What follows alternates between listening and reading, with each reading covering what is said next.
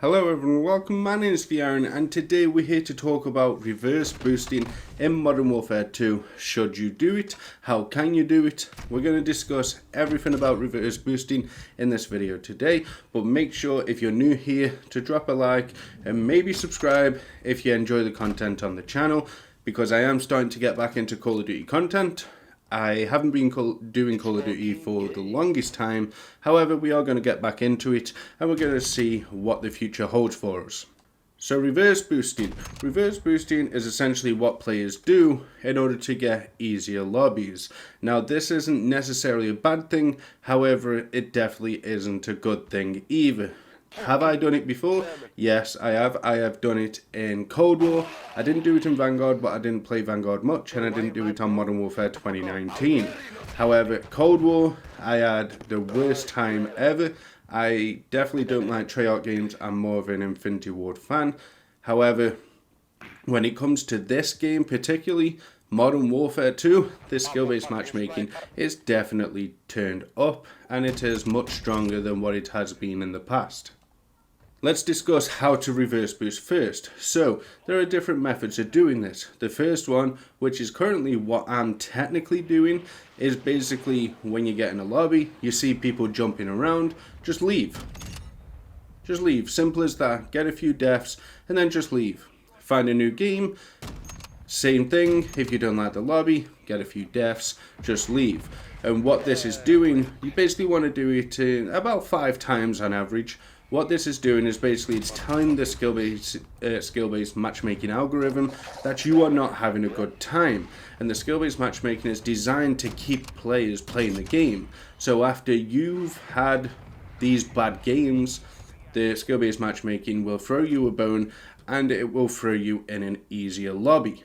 That is one way of doing it. Now, people believe there's also a method in tanking stats. So basically giving yourself terrible stats and going into a game, and yeah, that only works for like 5 games in a row. It's not something that's permanent because skill-based matchmaking goes off your entire COD account. So everything from previous CODs, for example, I had a 1.8 on Cold War, I had a 1.5 on Modern Warfare, on Vanguard I had a 1.9, so I got really high kill death ratios. So when it comes to this game, it's taking that into account and it's basically found out what kind of player I am. So when it comes to tanking your stats and basically making them terrible, it only works for about 1 game, and then after that 1 game it'll just throw you back in. It just wants to make sure that you're having a good time while you're playing. Now the final method is something a lot of streamers, a lot of content creators do. Me personally, not so, because I just don't like needing 2 PlayStations or a PC and a PlayStation or an Xbox, and you basically need 2 consoles in a sense and 2 versions of the game. So you're going to have to buy it for PlayStation, and then maybe you can game share if you've got another PlayStation to do this on. However, you're going to need 2 copies of the game, and both accounts are gonna want to be logged in. All you want to do is start a new account, and using that new account, hop into some games, basically get killed over and over, make sure you fire some bullets, maybe get 2 kills so the game is noticing that you are trying. After about 5 games, put yourself in a party. So this is where the reverse boosting comes into it. So with that new account that you've just been lowering the stats on, with that new account, find a game. Once it says loading players 5, or connecting to players 5, or 4 left, or 3 left, that's when you want to jump into it on your main, and you will get basically your bot lobbies. Now, do I think you should do this? This is one of them conversations that, in terms of content creation and streaming as a whole, I do understand why people do it, because the streams have to be somewhat entertaining and the videos have to be somewhat entertaining.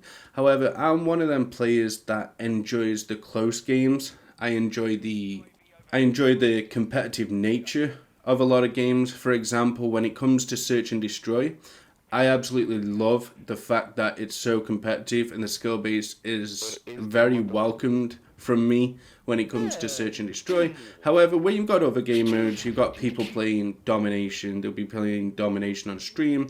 They'll be playing kill confirmed, team deathmatch, whatever it may be. Respawn is a bit different because you don't want to be dying over and over and over while you're trying to do a video or you're trying to do a stream. So I do understand the fact that people, content creators, do want to reverse boost just for the content.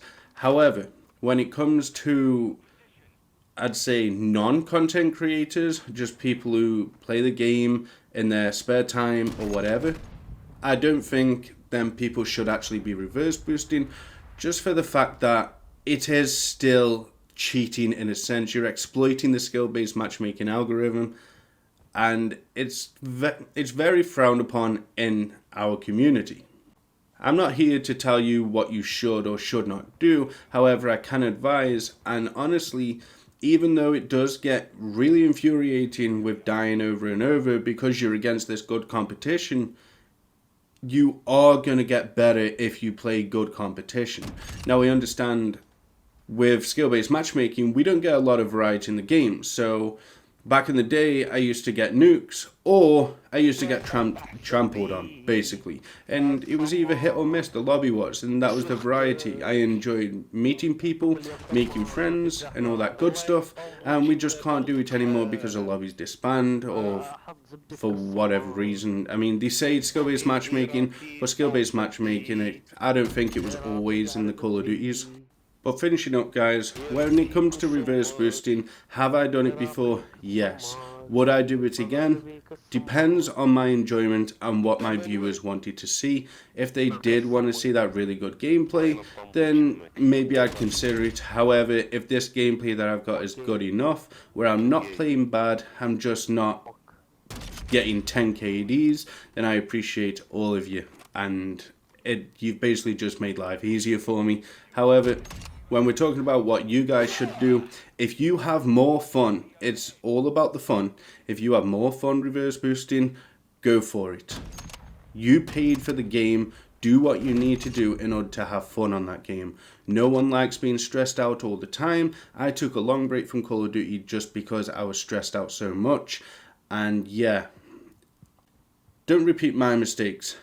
Do what you need to have fun. If that is reverse boosting, then by all means, I'm 100% on your side.